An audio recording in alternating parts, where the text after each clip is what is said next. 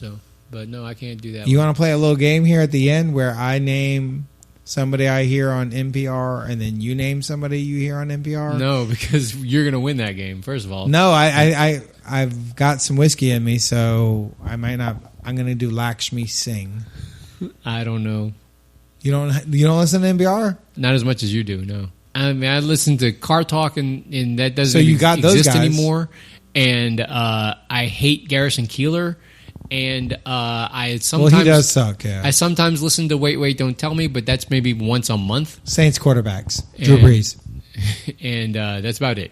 Just do another one. Drew Brees. Do another Saints quarterback? Saints quarterbacks. Wade Wilson. Billy Joe Hobart. Bobby Hebert. Billy Joe Tolliver.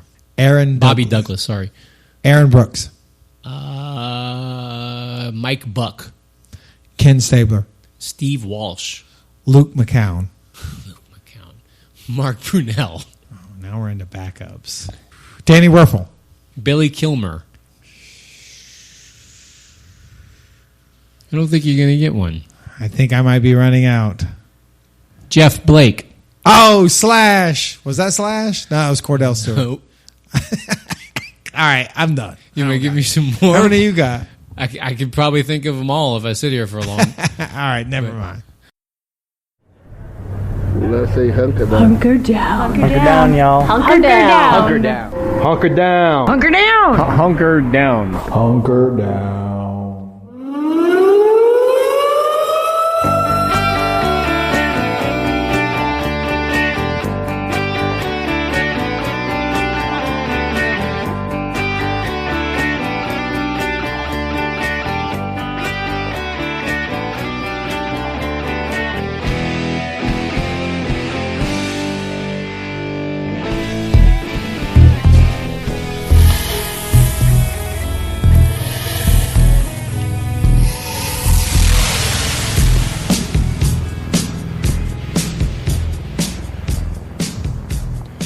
Okay, so welcome again to Hunker Downcast.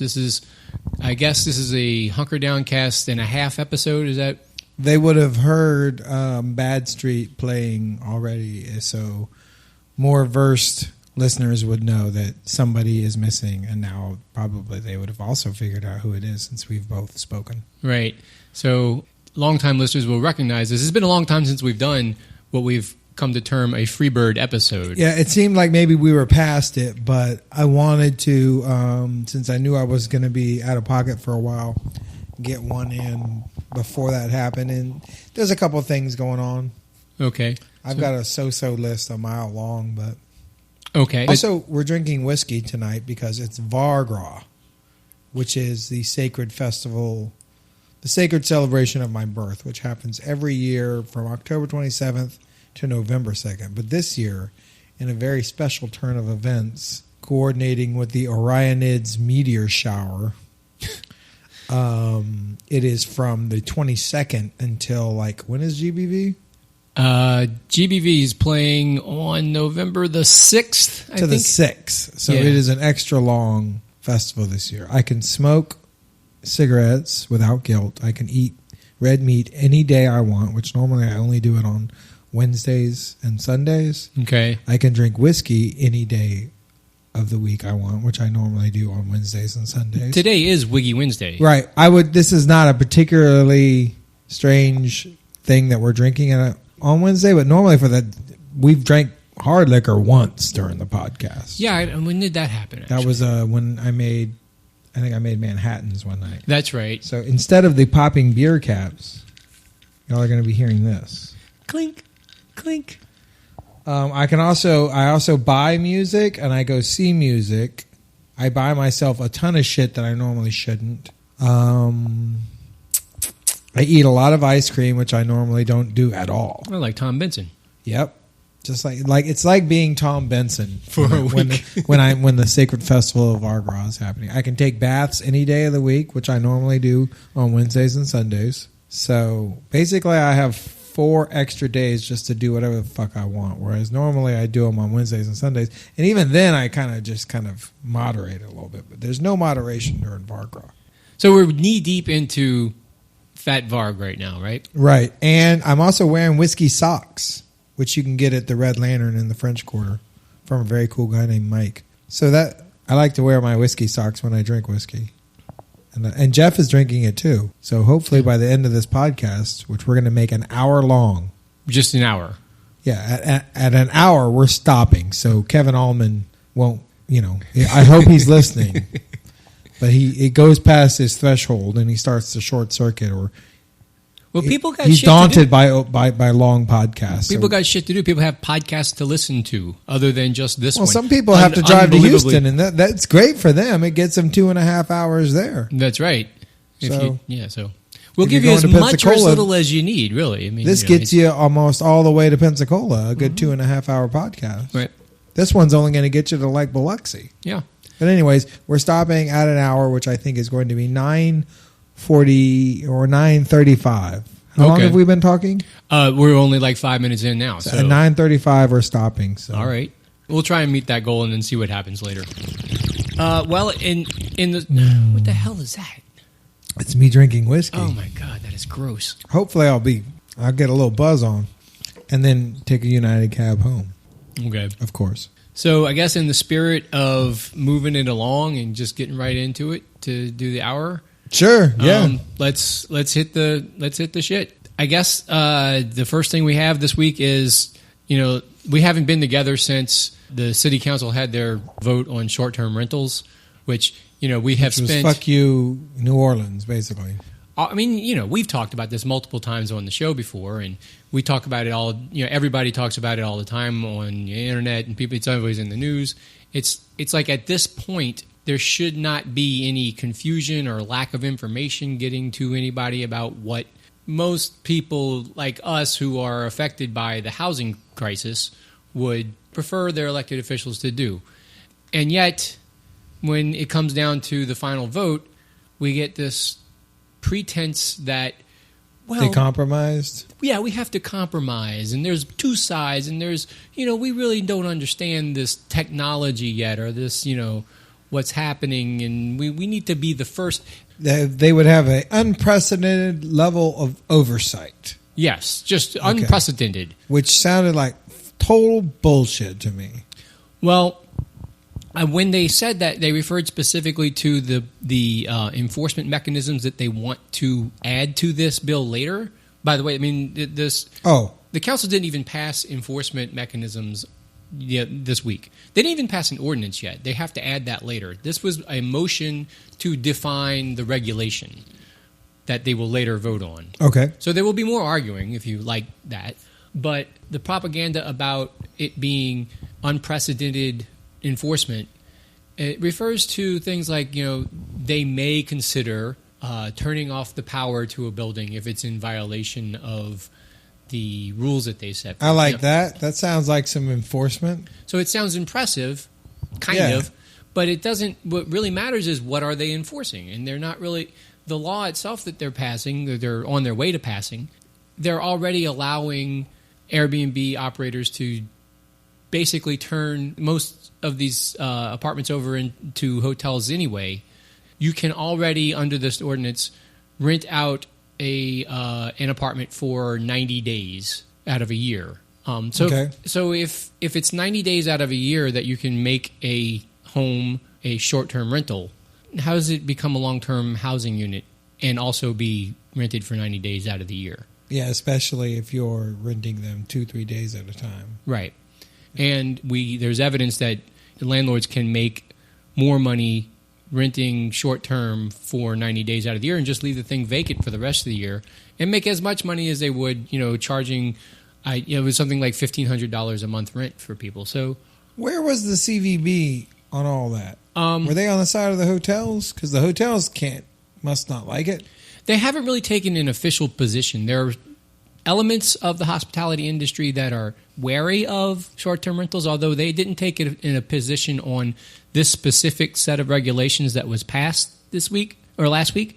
One of the reasons for that being it arrived at the last moment. But the other thing is the hotels for the most part they haven't really taken a strong position because they don't really see this eating into their business very much. So they're still going to get luxury people who just don't want to fuck with an Airbnb. Right. who want to just pull up to a hotel. So like people, well-off people, but your people who want to roll into town and see a show and drink, they're going to stay at the Airbnbs. Some of them will. I mean, it depends on. I think that there are different market segments, of people who are comfortable using Airbnb to find a place to stay, as opposed to people who typically look for hotels and national brands and things like that. Right. The hoteliers have not found it is eating into their business to a degree that they're concerned about it yet.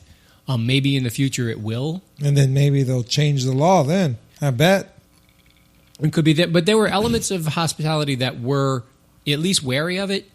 And certainly the certified B&B operators in town are against it. So yeah, but I don't know that New Orleans really ever had a bustling B&B business.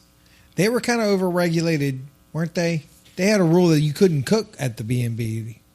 Oh, I don't know about that. Yeah, I had a friend who ran one, and you couldn't cook them anything. Is that right? And they had to put out prepackaged little muffins and shit like that. Oh no! For them, that was the B in the B&B and stuff. I was asking him because it sounds very interesting to run one. So I was asking him things, and he started talking about all kinds of regulations that he had that the city imposed on him. That suddenly now they don't give a fuck about.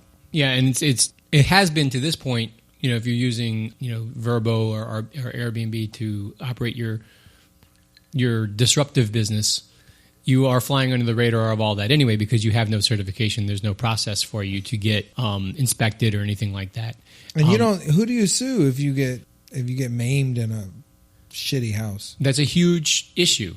You don't sue Airbnb, I guess. That's going to be a huge issue. It hasn't yet. Yeah, because Airbnb, very much like Uber, feels that what we run is the software, or we run the technology that it connects. A Napster type thing. Yeah, something like that. Worked for us then, it's fucking us now. Right. Okay, so we're going to revisit that when it's going to go on and on. It is, but you can kind of see the way it's going right now, and I mean, we're going to have a couple more opportunities to argue it in front of City Council, but you could see from the way this went down that nothing is going to change. The mayor came in with this compromise proposal at the last minute. That asshole. And it was worked out in secret, basically. The actual negotiation was between the mayor's office and some of the city council persons and the platforms, meaning Airbnb and Vrbo and the companies. They were consulted directly by the council members, the city government, on what they would agree to being in the bill or being in the law. So the actual compromise was between city government and Airbnb, and not so much anybody else, any of the other interested parties. And you heard council persons comment on that at the hearing.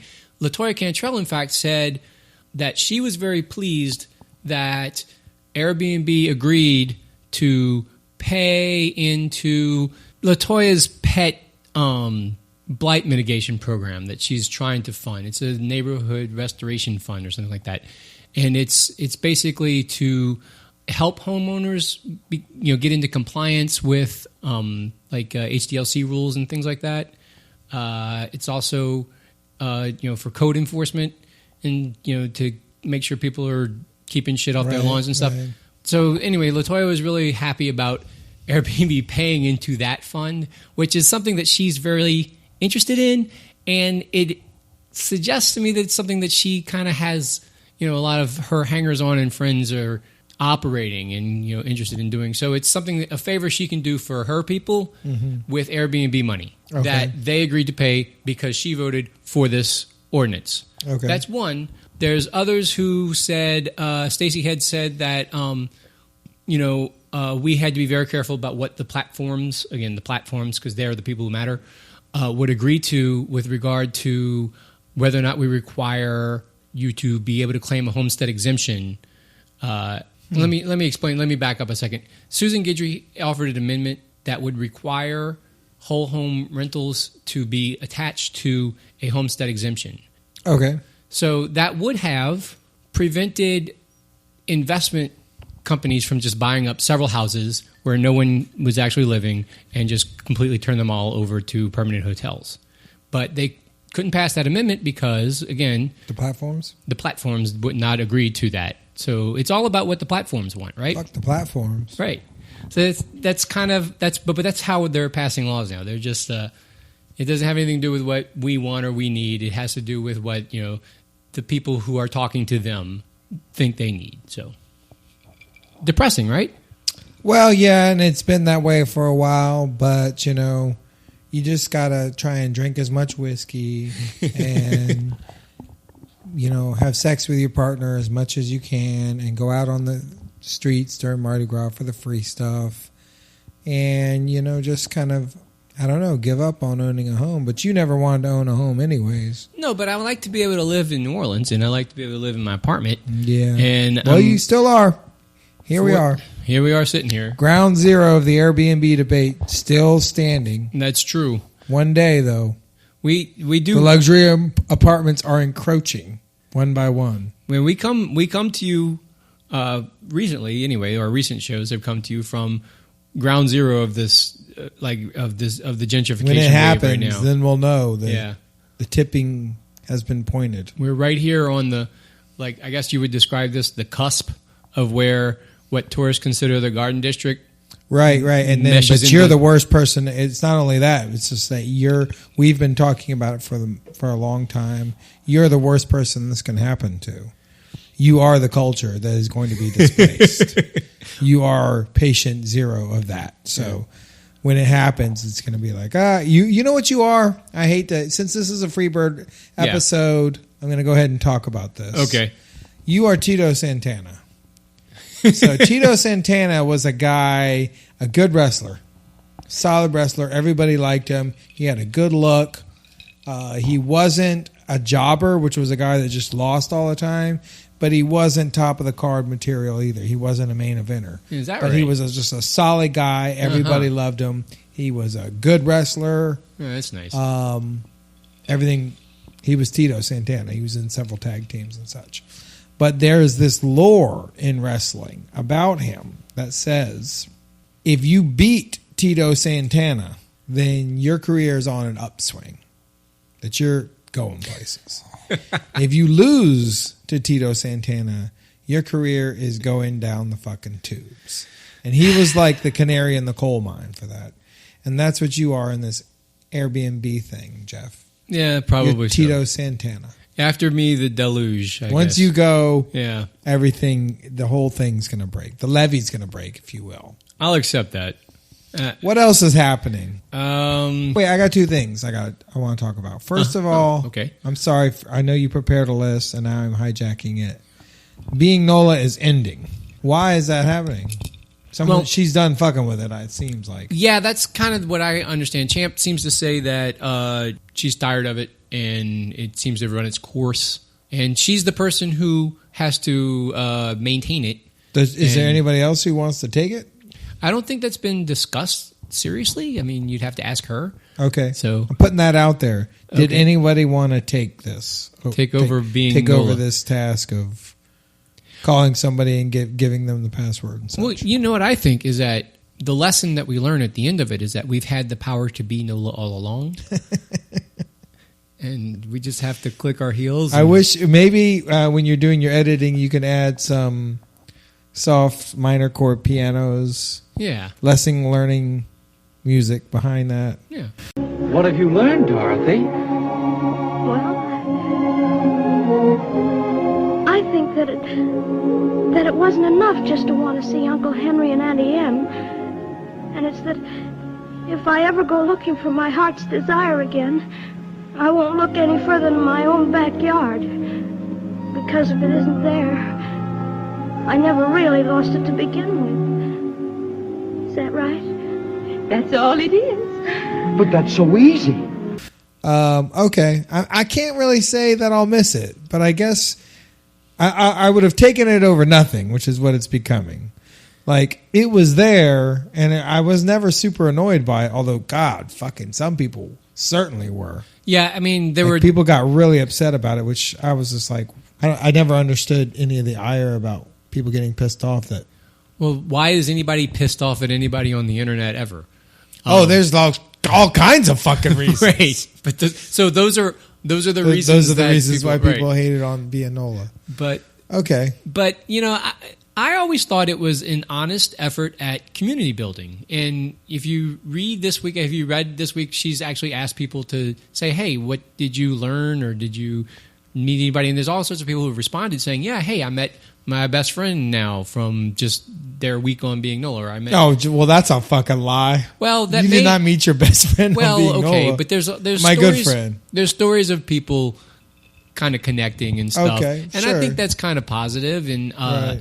And it seemed like it was never like there are ways that could have been bad. Like it could have been just it was always very benign. It could have been never very well to me. Not hostile. It could have been a shitty commercial all the time, or it could have been. There was a controversy one time for it being a commercial. Well, right. So somebody got on there and started sort of commercializing. Yeah, and then everybody reacted to it, and that went down in flames. Right. And so that's another good sign. It's a healthy sign. It means that it was people expected it to be, an actual person talking about their actual life and not somebody being a douchebag. Yeah, definitely. You don't want to. Okay. Well, unfortunately, since Champ blocked me, I don't have to listen to her tweets. But this week, since she is back on there and I do follow Being NOLA, I have to read Champ Superstar tweets. And it's just like, Well, one of the things that she said was that she was going to burn the account to the ground this week. Oh, really? Yeah, she says that's what she said when she started. She's like, I'm going to burn it to the ground. Everybody's going to hate it or whatever. We're going to I'm down with that. But I haven't seen that. Like, I haven't seen her. Well, it is still only Wednesday. Yeah, it's Wiggy Wednesday. So. For a brief moment on Saturday night at the Dirty Boys 1 year anniversary, Auntie Barbara was Being NOLA, the second to last Being NOLA, right? I saw that. And she's like, I'm not really doing it all that much, man. I'm not really that into it. She doesn't really know Twitter very well. Yeah, she doesn't know Twitter. I was excited when I saw her. I was like, well, let me get on there. I'll throw some shit down. And it was Saturday night. And I was like, this is going to be great. The Dirty Boys are going to take over Being NOLA. Yeah, this is going to be awesome. Yeah. Well, Auntie Barbara was so out of the loop as how to operate Twitter, she didn't even remember the password to the Being NOLA account. So something really, we could have had a hijacking of the account at the end, but instead, between the three of us, because Roz was trying to help us out with it too, because she gave Auntie Barbara the password. Right. Between the three of us, we couldn't get that shit together. That sucks. Because that would have been the it'd have been like, oh shit, yeah, it would have been a nice little promotional opportunity for us. Not that we would have commercialized the account or anything. But it would have been a funny way to ruin the ending of Being NOLA. Right. It would have been an artistic hijacking of it, a civil disobedience way, something like that. What's it called? A rancateur way of handling it. Yeah, I would have enjoyed that. But instead, as many rancateur escapades end, we just didn't know what the fuck we were doing, so it didn't happen. Well, that sucks. Okay, and the other thing is what's going on with the Senate race. Is that on your list? Yes, that's on my list down here. You want to hear about that? How is old Papa doing in the Senate race? Is he going to win? Okay, well, so, election, actually early voting is going on right now. So I've heard about that. People out there doing that right now. Old Papa, you mean, is Foster Campbell. Right. The last poll that came out. He's our guy, right? As far as I'm concerned, he's our guy. He's the Democrat who can most win. He's the Democrat who is currently leading in the most of the polls. He's either in first or second place. The other one who has first out of all of them, or first out of the he's Democrats? running first or second in most polls for the whole Shamir. Yeah. Oh, damn. But that's like 20-something%, right? Because 22 motherfuckers are running, right? You got a billion Quentin, the greenskeeper and shit. Yeah. They had a debate last week that was fun to watch. All 22? No, only 5 of them. Because they have to cut it off. Sure. But they had Fayard was there, Campbell was there, Bustani was there. Okay, Bustani's the hoe chaser. Bustani the hoe chaser. And then there's a guy in there that says like, "I love Jesus but you might need a gun just in case. Yeah, so Kennedy. Who's that? That's Kennedy? That's Kennedy. Okay. Kennedy is the worst person in Louisiana. Like, he's just not only is he the worst politician in this race, he's just the worst person. He's just the most disgusting person.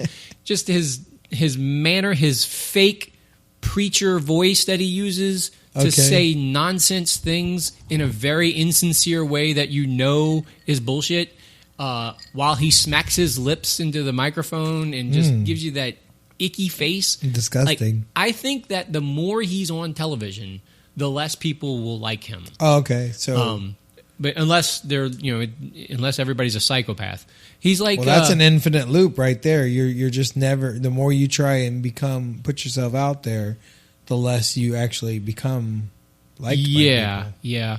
He has. He should remain a shadowy figure. You're saying. Well, I just don't know that he does that. Like, he's like Ted Cruz to Louisiana. Like, he's just that disgusting a guy.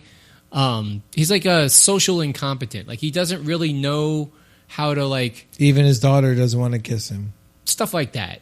But he's trying to do politics, and it's kind of weird. Well, a social incompetent generally tries to do politics. Ironically, yeah, yeah. We have a couple social incompetents trying to run for president and shit. Well, you have to be a sociopath to want to be president of the United States. You just have to. It's just to run for office. Yeah, I would say that, but not you, Cousin Pat. You I, but almost everybody else. But yeah, I mean, I'm sure Cousin Pat will be Mr. Smith before it's all said and done. We'll try and make that happen. But to stand for office, you have to. I mean, there's something that says, "Hey, I should run that." I'm the guy to do this, right? And then when you get to the level of I'm the person to run the entire country, the country in the global empire of the United States, that's getting to some serious sick megalomania, right? It's true, but I think Barack Obama did a fucking pretty decent job with it. He still seems like he's a guy you want to have Hey, he did a really. You want to go on a road trip with. He did a really good job of continuing the imperial drone war in places around the globe. Sure, and yeah, he did. Just he gave us sort of. He made me He convinced me that shit must be necessary, though. Okay, well, he sold you on it. He did do that. Yeah, that's great. I was like when Bush was doing it, I was like, I don't trust this drone shit or anything he did. But if Barack's doing it, I was like, well, man, must be a reason then. He actually made it worse than Bush did, but that's a whole other. Well, probably because technology and shit's advanced, and also the just the legalese behind it. The justification okay, for it. let's say the drones are killing more people and doing more shit. That's a little bit. It's still fucking better than a bunch of people just bum rushing a whole country, which is what happened under Bush. Okay, well, this is a longer discussion than we can really have right now, especially if we're trying to have an hour. We've got 30 minutes. But the other thing Obama did was y'all sound off on Twitter about that. What y'all think? Okay, who was worse? What was worse, a drone war or the entire invasion of Iraq? If you want to know the thing that Obama accomplished that everyone is semi proud of, and it was getting this first foot in the door towards healthcare reform. Yeah, but it's kind of fucked up now. Still, that's like true. I was paying $80 and now I'm paying $250, and that might go up. Right. So, what does that mean? That means that the next step, or what we've proven, is that you can't do half-assed insurance-based reform without either the public option that they were asking for before, or better, just telling the insurance companies to get fucked, and we're going to do single-payer national health. That's the next thing that's going to be that people are going to have to now demand. We're experiencing it being shitty, so we can say, so that will inspire us or provoke us to say fuck insurance companies. But then all those people are going to lose jobs, and who work for the insurance companies, and all that shit is going to happen. Right? Yeah, but then they won't lose their health care. Okay. Well, I am currently fucked as far as health care. No, I know, and a lot of people except for the fact that I'm not sick. Well, congratulations. But thank you. So yeah, a lot of people are, and I've got HIV, but HIV, there's no cure for that yet. That's HIV, guys. Age. And it's about to get worse this week. Yeah, it's tomorrow. I am going to move into another level because tomorrow's my motherfucking birthday. Going into full blown age. Yep, y'all come by Jackson Square. Usually I have a plethora of whiskey bottles by now, but since I'm not making throwing myself a big party, I'm probably going to get less gifts, which sucks. So I won't make this mistake again. Okay. Do you have a gift for me? No? I don't have anything for you. I made you enchiladas. Toast or anything? I made enchiladas. We'll do something. Because, I know I don't want to be an arrogant dick and shit and throw myself a party like I've done almost 42 out of the 43 years. But I would like something. Come on, we're good friends, man. No, I know. I feel bad now. Did I have to remind you that it was my birthday? No. And I know you don't make a big deal about yours either, which I think is lame because I would totally want to come and celebrate your life with you, but you're always like, no big deal. And I'm like, no, man, I want to be able to go there and toast you and tell you what a good guy and friend you are, but you don't ever give us an opportunity. Yeah, man. It would be weird if we were just at the Half Moon playing darts and I was just suddenly like, hey, Jeff, let's have a toast to Jeff right now. That would be kind of weird, right? Yeah, it would be something. That's what a birthday is for. Well, we'll work on that. There's time left in Varg Gras, right? Oh, yeah, it goes all the way. So we'll get back to that. What's next on the list? Let's put a pin in that. What's next on the list? So we were in the middle of this talk about the Senate election. This is something I wanted to add about this is that the fashionable theory that a lot of observers had going for them was that we were going to get to a point where we could sneak both of the Democrats into the runoff because there were so many people in the race and there were so many Republicans, and specifically there were so many fringe Republicans nipping at the heels of everyone's vote share. Okay. That somehow the Democrats would both get into the runoff together. And the theory behind this is that in most presidential elections, the Democratic candidate pulls about 40% or so of the vote. And this year, Hillary's going to have a much stronger get out the vote operation just because they are more organized and they actually are running a campaign as opposed to Trump, who is running a crazy freaking publicity campaign. And Republicans who are show up at a civic center with a podium and get everybody chanting and then move on to the next and city. Sell some steaks or whatever the fuck. Right. So that's happening, and then the Republicans themselves are kind of disenchanted. There are a lot of hardcore Trump people. Don't get me wrong about that, but there isn't a well-organized machine of enthusiastic Republican voters marching out there this year. Right. Trump is probably going to win Louisiana, but that doesn't. He's not going to draw a lot of people out to vote. So you may have people who may otherwise be interested in the Senate race, or maybe not so interested in the presidential race, or kind of staying home or not really paying attention. So that means that a larger percentage of the Republicans who do show up are going to be crazy-ass Trump people who are going to vote for Rob Maness, David Duke, maybe John Fleming, but maybe not so much Boustany and Kennedy, who are going to be the top two Republicans anyway. So the theory is that maybe if Fayard catches some of that fire, that she would be in the runoff with Campbell. But that's probably then we got a Democratic Louisiana senator. Yeah, that would be the steal of the year. The whole thing with Mary would have been just fixed. Yes. They would cry so much about that. They would be so the Republicans? Yes. That's kind of all they do. It's true. They fucking goddamn they bitch a lot. Yeah. And as tough as they try and act, and for as tough as they try and portray them and their followers to be, God, they fucking... Even Barack Obama called Trump a whiner. In the last week. I was like, oh, bro, you just got called a fucking whiner. I mean, and Donald Trump is a garbage human. There's just... the fact Let's not talk about him. Okay. But the fact that people thought that this was going to be a close race is amazing to me because he's a literal piece of shit. But right.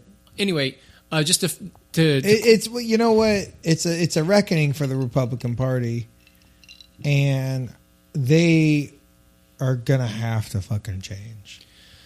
I think the collapse of Fox News happening, kind of coinciding with the Trump run, is a sign that they are gonna have to change. And I don't want them to. I kind of like them continuing to go down this path of hate and pinning all their hopes on the white male, but they're gonna have to do something about that. They have legions of voters out there that they are just passing over because they've got themselves hooked on this white male hate fucking. I mean, but they mainline that shit. They are who they are, and the other. So you're saying it's hard to hide an essential truth just about their philosophies. Well, they have to reconcile that with the fact that Trump won. He won the most of their votes in the primaries. Yeah, but I mean in the primaries, yeah, but in the presidency, when he gets waxed, then that's when their reckoning is going to begin, because it's real easy to win, to split votes amongst people who are like-minded and everything, but nationally, I mean, you win or die. You can't get by on just white men, and they should have known that. They should have seen that coming a while back, but they've been so addicted to inspiring hate and it's drama and dividing people and such, that's all they kind of fucking know, and they need to.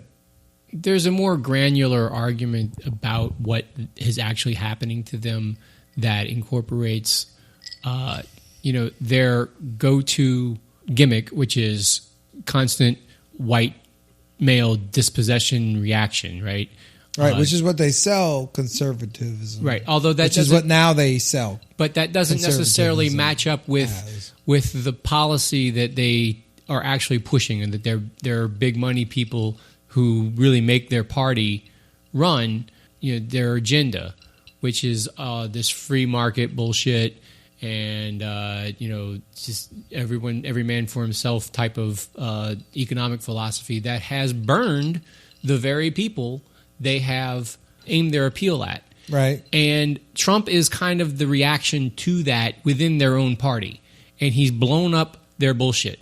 So you're right; they may have to face a reckoning, but my instinct, whenever anyone is faced with the opportunity to have a reckoning, they find a way to... They defer the reckoning, just like the city council did with the Airbnb. And so we're going to see... We'll see something I do that myself, so who can blame them? Yeah. But we'll have plenty of time to talk about that after what's the election. Next? Although I do want to say, I'm going to, after the Senate race is over, I'm going to miss the hashtag Lacin. It's such a pretty word, Lacin. Okay. LASEN. Let me add one thing to this whole thing about the fringe candidates making hay because of Trump. David Duke polled 5% in the Raycom poll that they just ran, and that qualifies him to participate in the next debate. And, really? Yes, and it is going to be held at Dillard University. So, and that's in a couple of days. So that's like November 2nd. You'll have the 4 leading Senate candidates and David Duke, Busini, Kennedy, Fayard, and David Duke. Yes, and they're going to be at Dillard. So, check your local. These listings. are good times. Yeah, it's going to be fun. But that's the next thing to look out for that. What else we got on the list to move along here? Voting. I don't like those Blue Dog stickers. If you go to vote, they give you a Blue Dog sticker. mean, people tell me that Louisiana is like 10 or 15 years behind all the other states in the union, and it's true because not only are they having their I voted stickers, which who gives a fuck really, but they're writing news stories about it and shit. And right. Putting a blue dog. And it's like, you lost me the first time I went there and there wasn't an I voted sticker. Yeah. I'm hoping that because everybody's voting early this week and there's a massive turnout for early voting, that they're going to run out of stickers by the time I go vote on election day. That makes sense. Yeah. So anyway, so that's everything I got really. Wait, there was something. Go through your list. So the other thing that I have in here, if you want to touch on it, is the city budget hearings. Crime cameras. Let's talk about this fucking shit. So today, the city budget hearings began, and the first thing they addressed was the mayor's plan to increase the number of traffic cameras in town, specifically for the purpose of what? Raising revenue. Generating revenue. Yes. Right. This fucking infuriates me to a point where I want to get all civil disobedient with it. Okay. With a fucking pellet gun and shit. I hate this shit. Like, I'm not abstract about it at all. And guess what? 2 days ago, I got one of those motherfuckers. Oh, you got one just now. Right. Like, how are you going to ticket a fucking car? A car can't do shit. The ticket isn't written to me. It's written to me as the person responsible for my car. Right. You just have Is it illegal to let somebody borrow your car? No, if they're insured, no. Okay, then are they just expecting me to figure out who I let borrow my car ran the red light? I shouldn't be penalized for that. That shit should be illegal, and we need some lawyers to sue these motherfuckers. Not only that, but it's this putting at another space of remove the whole due process of being able to contest a charge against you brought by, which is almost impossible to do with it. Right, because it's outsourced to this company called Traffic Solutions is what it is. It's a private company that owns the cameras and is taking their cut. This is basically, tax farming. Like, we have given them a contract to collect taxes or fees from you. If they put their bandits or their cameras on the highway and find you, they can. It's a private company that is taking a cut and charging you with the power of the state with having violated the law. Right. And I got my ticket. It was $135, and I'm just thinking, whatever. This pisses me off, but I'm going to be able to pay this, but not if I'm like struggling. Yeah. If I'm struggling and I'm not paying attention and if I got 2 kids in the car and they're harassing me and I'm trying to shut one of them up and the baby's crying, I might miss that there's a no right on red here. I might miss that if I'm distracted with the shit I got going on in my life. And then I got to pay $135 or worry about my car being booted. Yeah. It's fucking total bullshit, and I don't see how other cities have beat it down, right? Have hired lawyers, or other citizens have hired lawyers, and it's an example. It's just shit they're going to have to fucking pay back eventually when someone sues them. It's another example of a thing where other cities have had such a bad experience with it that they are now moving away from it. Yeah, and we are moving Alli further said into it. A couple episodes back, where it's like we're kind of like behind everybody. Everybody's best practices we are behind on, and yet we claim but by otherwise. all means, fucking don't bring more. Mm-hmm. You know what?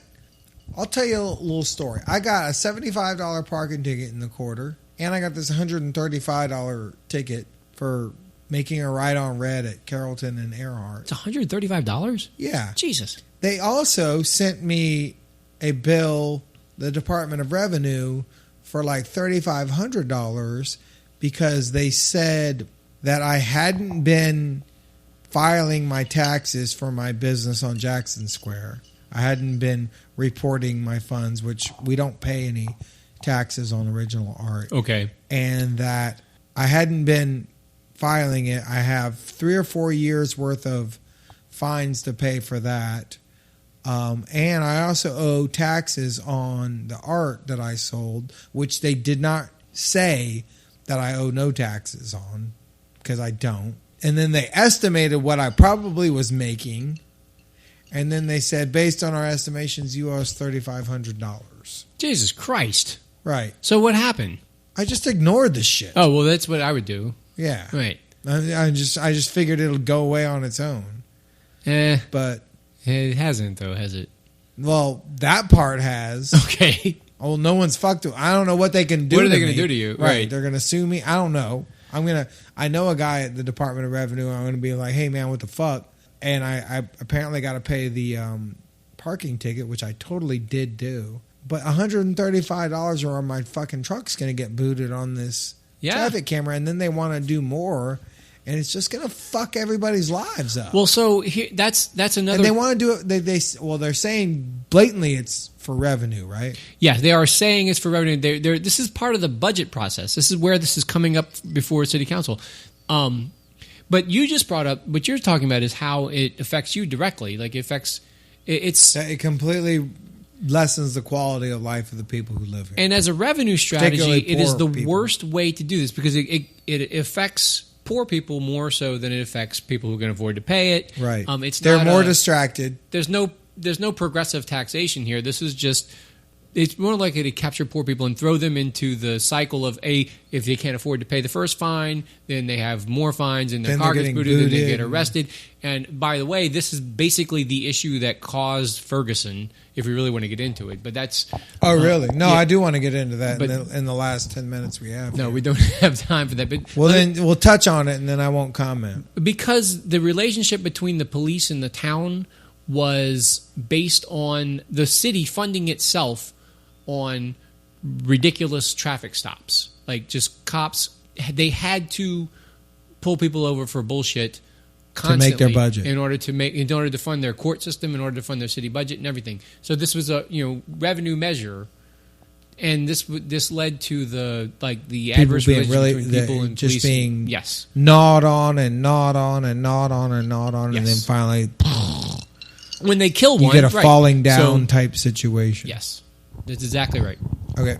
Anyway, at council today, LaToya, who we just ragged on a while ago, asked Jeff Hebert, who is the city's representative there, for more information on this issue because she wants to see. Her concern is that it might adversely affect lower income drivers. That's what she said to Jeff Hebert. Oh, so LaToya is a good She's guy in this. On the right side of this. Immediately interrupted by Stacy, who jumped in and said, speeders are disproportionately affected, meaning fuck them, they're all lawbreakers. And we don't have to consider anybody's situation or what we're doing to people or anything beyond just we are. Oh, so she framed it up like they're the bad guys. Yes. And such. Yes. And which I love speeders. Everybody should go faster. But it just justifying not down this on busy roads. Everybody should go fast. But it's trademark Stacy head. We're going to justify whatever this kangaroo court she can bullshit afford. is. Or let's be honest, she's not even paying the motherfuckers. Probably right. If she gets one, or people she knows gets one, they're not paying that $135. They're making a phone call, and underlying all of it is just her conception of people being deserving what they get and being worse than her. I mean, she's ugh.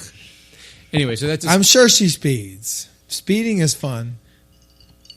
And if I'm I don't understand how death is not somebody doesn't like, oh, we need to make this intersection safer, so we're going to fine you and do all these sort of things. Like, I don't understand that death might happen to me or that all kinds of different horrible things that involve a traffic accident might happen to me. But I'm going to try. Sometimes, I'm trying to avoid the ticket and I'm acting in a worser way. Yeah, you might. Oh, I'm going to hit my brakes real fast, and then the guy behind me is going to run into me, or I'm going to speed up real fast to hurry up and make it, and then someone's going to, just leave your fucking ass out of this, or do what you can to make the streets safer in ways that don't tax the people. Right. So, if Alli were here, she probably would talk about this a little bit. She's talked before about designing roads.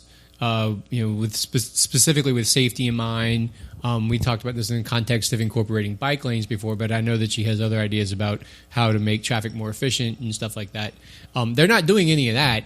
They're putting in cameras and using some of the pretext that there are safety measures, but really they're saying out loud that no, this is for revenue purposes. So when they come at you and say, well, we're going after speeders, that's not really what they're even. They're already giving lie to that premise in the first place. So they did that with seatbelts a few years back. I started hearing commercials about click it or ticket and such, and I'm like, do you not think that us wanting to live through car accidents is enough? I mean, why do you have to? Well, it isn't for everybody. Well, it basically says hey, you need to do this, or you're gonna not.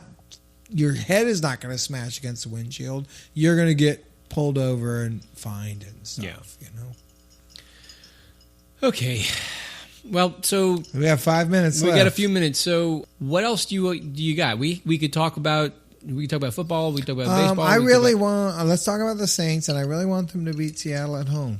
And I think it's the least likely thing to happen. So it possibly might. I had on a certain level, I kind of appreciated the way that Kansas City game ended because it ended in Nick Fairley blowing our chance to get the ball back one more time by doing a stupid thing. Right, and then just lose that way. It was a nostalgic moment of like going back to the way the Saints used to just fuck shit up at the end of games by being stupid when I was a kid. And that's coaching, though. It might be. When Fairley did that, I was like, that's coaching. Nick Fairley. And I think a lot of our losses have been coaching. And I think it just goes on to my narrative that Peyton and Loomis got to go, but it could do that. But also Nick Fairley's kind of a jerk. Although he did he think that he was like in a safe area where no one was looking? I don't know. Because he was way across field and he's just like, maybe I'll throw this to him. I don't know. But so there was like a 15-second runoff or something? No, it was unsportsmanlike conduct and gave them an automatic first down. And we were about to get the ball back after they did a stupid thing and ran out of bounds and stuff. And it was, but this week they're playing Seattle and they're playing close to what is actually their 50th anniversary, All Saints Day. Yeah, but I think it's their 51st anniversary because they probably announced the team. And then a year later, they started. Yeah, but we're celebrating 50 years this year. So is it 50 years or is it 50 seasons? 50 seasons. Oh, okay. But no, I think this game means nothing. The date is going to be significant. They're probably going to make a big deal out of it. Don't you think? They will. Well, yeah. And it'll be fun to be there because making big deals out of stuff is. That's how they sell their shit, man. Yeah, that's how they sell their shit. It'll be fun to be there. I think I'm going to be there. Yeah. You're going to be there? I'm going to be there? Yeah, I'm going to come on up to 17. Okay. And holla at y'all. And I want them to win because I still have a fucking huge heart-on for the Seahawks, and I want to beat them at home. Bad. I will never... There are certain teams, Chicago, Seattle, San Francisco, those were the teams that broke my heart. And those are the ones that I like to see defeated every time. Sure. The Atlanta rivalry, sure, whatever. I'll take it. It doesn't matter as much to me as the people who actually did the damage to me. Yeah. And those three teams in my contemporary fandom have been Chicago, who I've sort of been satiated by because we drubbed the fuck out of them at home like 2 years ago. A couple years ago, yep. And San Francisco, not quite. We did beat them since they beat us. We owe San Francisco like a ton going back to Montana big, and all something that. Big still. But Seattle, we ain't got that one. We ain't beat them once since. I don't know if that's. I'll have to look that up. No, we haven't beat them once since the Lynch one. Even in the regular season. Not even in the regular season. Okay. So we've lost several straight to them. They've all been heartburning. Well, maybe we'll get that one this week. I think because there's no reason for it to happen that it probably will. And we play in the shit division, and I know we're not close to 500 right now, but I'd like for them to stay within striking distance of 500. I like to be entertained. Right. I like to go and watch and have stuff to root for. And I'm not gonna. I'm just not one of these people who gets all angry and depressed that they're not going to win the Super Bowl this year. So that's not what we paid for. I'm not, what we're doing. I've quit expecting that. Yeah, so it's going to be fun one way or the other. You know what is going to happen this year, though? We're going to play the LA Rams. Hopefully they'll wear their throwback jerseys that game. That'll be awesome. Right. Is that's not the Color Rush game, is it? I don't remember which one it is. I don't know what that is. I sense that it's probably... It's the Thursday night game. Like Reebok comes in and dresses everybody.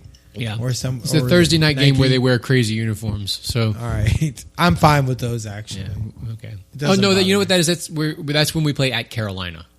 Oh, okay. Yeah. I'm fine with that because it's artistic and I'm an artist. So yeah. Anytime they make the game look better, I'm fine with that. Although I think there was a fucking real... horrible, a college team wore the Maryland flag on their... It was Maryland. Maryland, yeah. Okay, so that flag in and of itself is fucking a graphic design disaster. I don't know what happened. And then they tried to put it on a football team and it was as much of a disaster as the flag was. I kind of that. They took a square... which you could only fit so much disaster into that, and then put it on a person, and it was just ooh, there's nothing happening there. They like their flag in Maryland. It was like as if a colorblind person designed the 80s. Okay. You know, you take all the sort of designs of the 80s and how bad they were, but at least they blended in color. You know, they were all kind of pinks and blues and greens. Yeah. But they just changed the colors of everything Sure. to make it a complete and utter disaster. That's all I got. Okay. All right, well, I think we're done. There's a lot of shit going on the next couple of weeks, man. You're not going to be. I'm not going to. I don't want to talk about everything I got to do, but it ends with Guided by Voices on November 5th. November 6th. November 6th. Okay, and that's at the end of this like huge shit show of stuff going on in New Orleans that we didn't really have time to touch most on. Especially in my life. Halloween, Varg Gras, All Saints Day, All Souls Day. I'm going to a Sia concert. I'm going to Guided by Voices. LSU's going to beat Alabama in the middle of this. Oh, is that going to be in there? Yes. Oh, Jesus fucking Christ. So that's going to be November 5th, I think. Yeah. Now, that's going to be the whole and sucks. And day. November 6th. Here's November 6th. Saints play at San Francisco, I think. Oh, damn. I think. We have to beat them, too. So we beat San Francisco. And that's Francisco. going to be Drew versus That's Kaepernick. Drew versus Kaepernick, Yeah. I think. Which then, I predicted. What did we call it? Bending the universe? Yeah. And then the Hunger Downcast bent the universe. And then that night is GBV. So Get the fuck out, really? Yes. GBV's Also, on a Sunday night? Yes. You're blowing my motherfucking mind right now. And then a couple days later is the election. So that's a week from this Sunday? Yeah. So we play Seattle and then San Francisco. I think so. And I just mentioned them as being two of the biggest foes I got. Wow. Universe is blowing up. It's a good time to be alive. Well, that's going to put us at an hour. So if we want to stay true to our word, we can just shut this thing down now. Well, I definitely want you to at Kevin Allman about this episode and let him know. We'll do that. We did this for him. All right. And this is a Freebird episode. If he can squeeze the Hunger Downcast into some Yat Speak, we would appreciate that. We've been in there before. Yeah, well, we need some more, man. Okay. We need some more sponsors. Maybe y'all could sponsor us. And this being a Freebird episode, of course, we're not doing Recipe Minute and we're not doing our Jive Wire or any of that bullshit. It's just, this is what you get. And then next week, Alli and I are going to do the same thing. So if you Alli can talk about, what was she supposed to talk about? Bike lanes and traffic tickets? What the hell's on her mind, man? Yeah, let us give her a little time on that. You got anything else? No, I'm done. This is great. All right. So I hope everybody enjoyed it. Yeah, we love you guys so much. Happy Varg Gras, everybody, and Varg Gras. Thanks again for listening. I'm going to shut it down.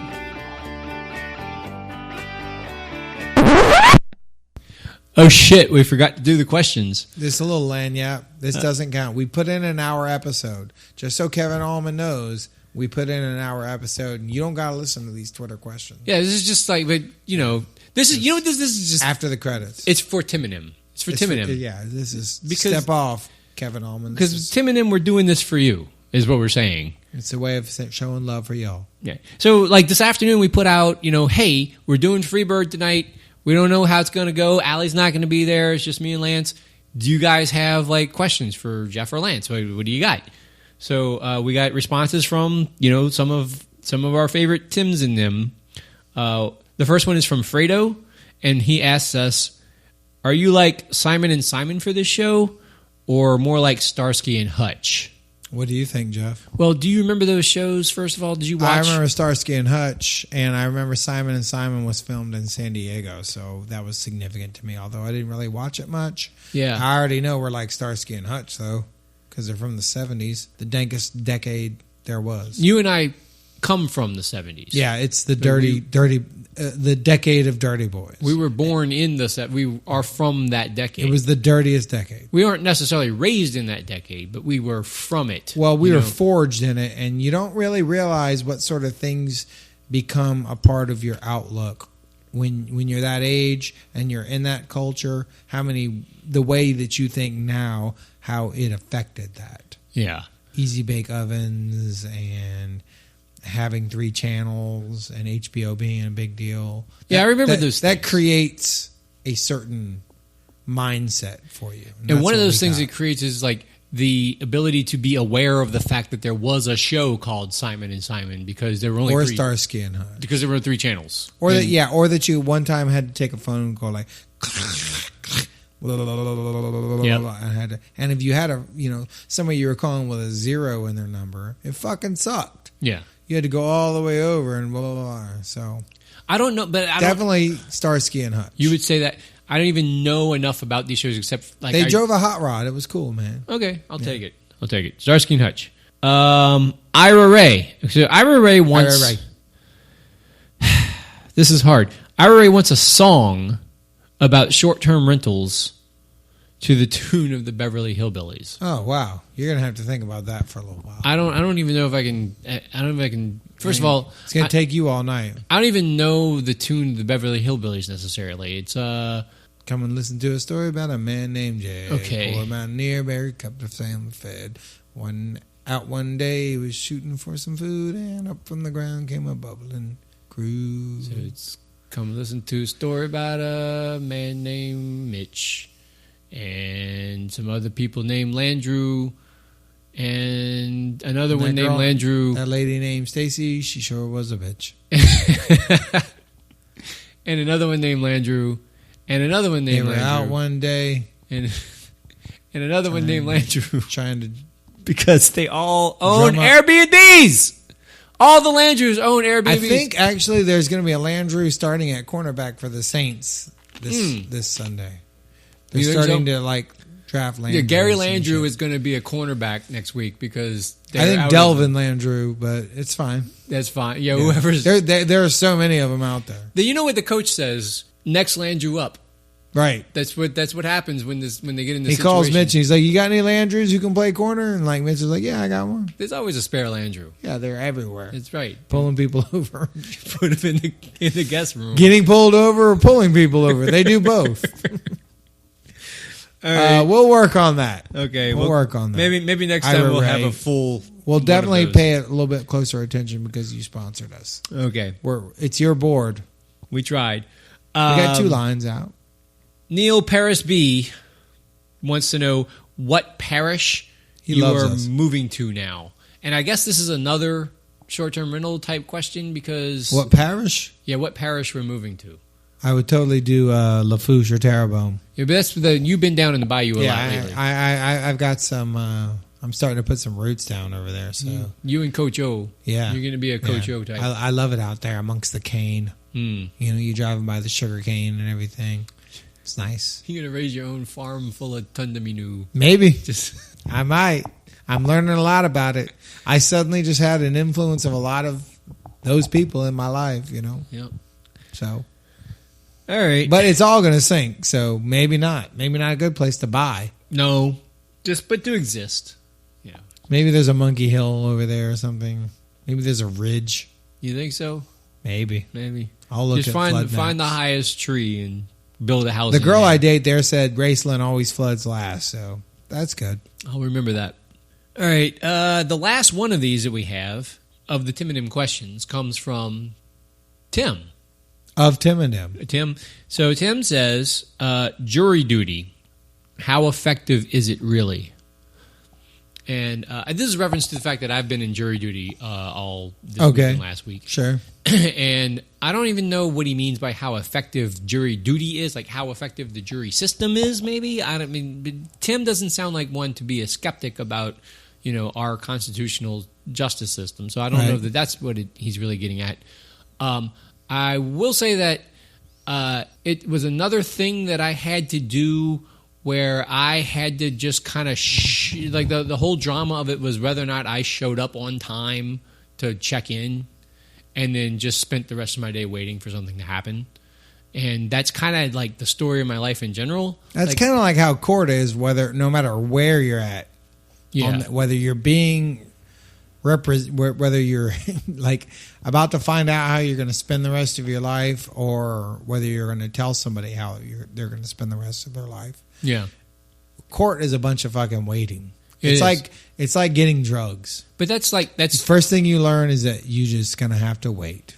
That's kind of like, it's no different from what I do in my day-to-day life, which is just hurry up, rush to get somewhere so that nothing can happen for hours and hours, and then be released, and then start doing it all over again. And that's so there wasn't really much of a change for me. So it didn't really break the monotony very much. I did get picked. I served on a trial this week The whole week? With 2 days. So it was a 2-day trial. And, I don't really want to talk about the details of it. It's, personal stuff for the people involved. But it wasn't fun once we got into it because then you really are in a situation where you're having to decide how, a thing that's going to happen in these people's fucking life. And that sucks. Lawyers are fucking funny. We'll watch that happen. Lawyers are funny? They're ridiculous. They, intentionally funny? It kind of, everything, they think they are the lawyers on TV. That's that would creep me out if I saw that. You want to, stop them and go, come on, just stop being... They theatrical. Go through the whole... I mean, I know that they have learned to do this. And they watched LA Law, and now they're being LA Law. And then they condescend to you when they explain things. They tell you, hey, if any of you watched Law and Order and you know how this goes, ha, ha, ha. Oh, they really said that? Yeah, multiple times. But then they proceed... Well, you got to think, the people who get chosen for jury duty are probably people who they're just sitting around with nothing better to do. Not you, Jeff, of course. Well, I don't have anything better to do. Right.